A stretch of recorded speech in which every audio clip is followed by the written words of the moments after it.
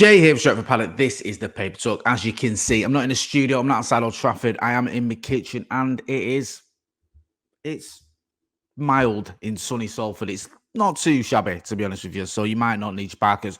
A few stories to get through. Don't forget, we are going to be back later on tonight with Paddock Live. Myself and Joe Smith will be here for that one. So if you're not doing already, make sure you are hitting like, share, and subscribe. Subscribe to the channel. I want to get to 750,000 subscribers by the end of the season, and with your support, we can get there. Now, there's a couple of stories doing the rounds which I want to get into. There's one about Lisandro Martinez. There's another one, a bit of an update on Michael Olise too. Let's start with the Martinez one.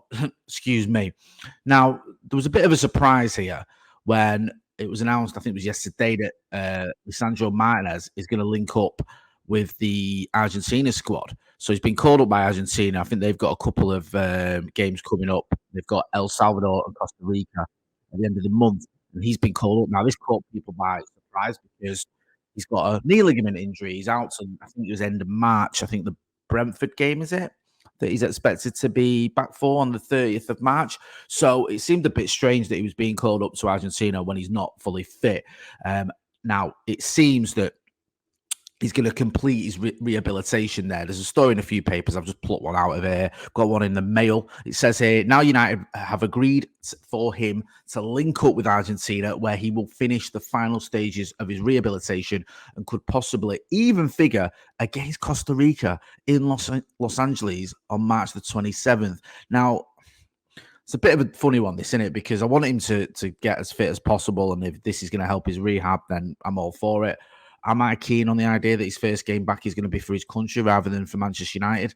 Probably not, because if, and it's a big if, anything does go wrong, if he's not fully ready, if those 3 days, just those 3 days, are 3 days too soon, then everyone's going to look at it and go, why did you Manchester United let him do that? Why did we let him go to to the US, I think it is. Why did we let Argentina call him up? Why did we agree to that? That is insane.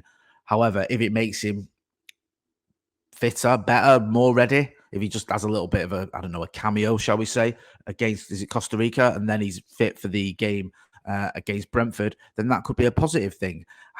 I'd rather he wasn't playing in those games. I get the idea of him being called up and doing a bit of rehab with the Argentina squad. In all honesty, I'd rather he just got fit at Carrington. I really do.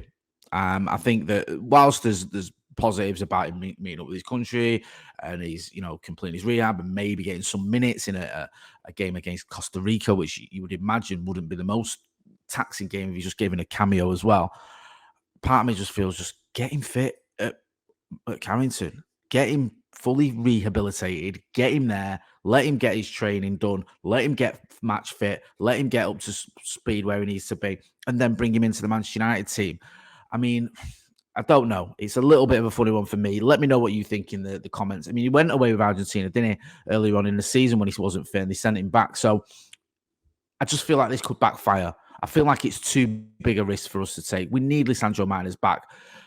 We need him back now, to be honest with you. I mean, we've almost had to write off the entire season for him. But if we can get him back for the final bit, for the final furlong, we have got some big games, haven't we, in April and May, of course. I think we've got the likes of, we've got Arsenal, we've got Liverpool in the league as well. So if we can get him back for those games, then that would be a tremendous boost for Manchester United and for Erik Ten Hag. I mean, that final sort of furlong, if you will, could be the make or break time for him. It could decide whether he's going to stay in his Manchester United job. So he'll want his best players back fit. And I think, and I've said it many times, that Lisandro Martinez is absolutely vital to the way that Erik Ten Hag wants to play. I think he's Manchester United, probably our most important player. So for me, I think he's got to be fully fit. You've got to do everything you can to keep him fit. And I think it would be a massive risk to let him do his rehab and maybe even feature for Argentina. Let me know what you think. You may disagree. You may say, look, he's a proud Argentinian. He wants to play for his country. He wants to get fit as quickly as possible. This could help that. I'm not an expert. I don't know. It just worries me a little bit when I see headlines like that about Lisandro Martinez going away with Argentina when he's not fully fit yet. I do get a little bit concerned because of how important he is. I mean, we've got Mason Mount back in training. If we can get Lisandro Martinez back for the final bit of the season as well, plus Rasmus Højlund, who knows? We might even have a left back who's fit by the end of the season. It could be a miracle at Manchester United where we actually see something resembling a fully strength team. I don't know. Maybe, hang on a minute. Is that pig flying overhead there. Yeah, strange things have happened, but not many at Manchester United. Let's talk about Michael Olise. There's a story here in the Daily Express, and it says here that Man United already one step towards signing 60 million forward who will replace Anthony. The story goes on to say Manchester United target Michael Olise is reportedly keen on a move to Old Trafford in a potentially major boost for Ineos's revamp of Erik Ten Hag's squad. Crystal Palace Michael Olise has supposedly been identified as a top target by the Red Devils' minority shareholders. I mean, it's just it feels a little bit like the rehashing an old story here. To be honest with you, it doesn't feel like there's much new going on here. Just the fact that he's happy to come to Manchester United. United still want him. I mean, we get all that. We've kind of known all that, haven't we? So I don't know how sort of new that is. Let me know what you think about Michael Olise, because it's a bit of a weird one, because he's a decent player, and I've been impressed with him, and he's only young. I think he's 22. Let me just double check. Yeah, he is. But he's had injury issues this season. He's only played 11 games. Now, he's done well in those games. I think he's got 3 assists and 6 goals, is it? Which is a very good return. 11 appearances in the Premier League, 6 goals and 3 assists. Very good return indeed. However, 11 games does worry me somewhat. Now, that is out of character for him. I think he played a lot of games last season. I think he played 37 Premier League games, which is all bar one. The season before, 26. But then the season before that in the Championship, Reading, 44. So he has got a decent return. It concerns me that you're going to sign a player who he missed I think it was about the first 10 games with a hamstring injury. Then he played the games that I've mentioned, the 11 games that I've mentioned.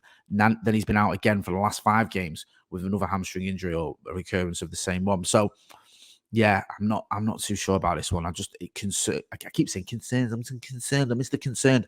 I am concerned about this massively, that we could be signing a player who isn't fully fit or has injury issues, because we keep doing that.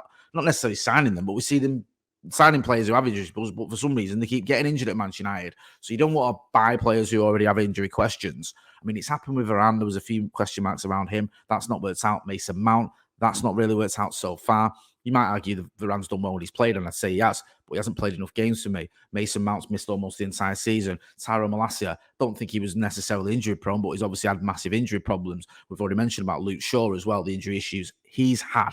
Lisandro Martinez, who didn't have a bad injury record, he's been out for the back end of last season and pretty much all of this season. It just worries me when we're signing players that may have injury issues.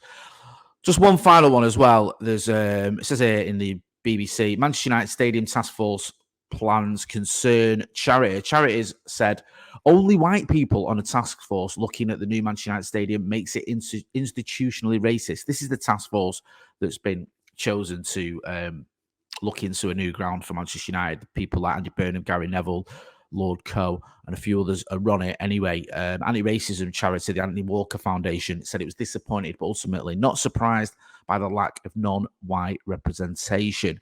Now, I get the point they're making here about the need for diversity, doing different voices. I think there may be more voices involved in this as well, because I think they've gone on to say, the Anthony Walker Foundation's chief, Kaushik Mishra, said, our diverse communities are filled with great talent, leaders and experts whose lived experience vastly differ from those appointed to the board. We deserve to be at the head table. Now, there might be more people involved in this task force, and hopefully we can see a little bit of diversity. I don't think diversity is a bad thing at all. I think anyone who follows me knows my thoughts on that matter. I'm going to leave it there. We're going to be back later on today with Paddock Live, so make sure you are hitting like, share, and subscribe. I've been Jay Moy. This has been the Paper Talk. It's gone a bit cloudy, Salford. Thanks for watching.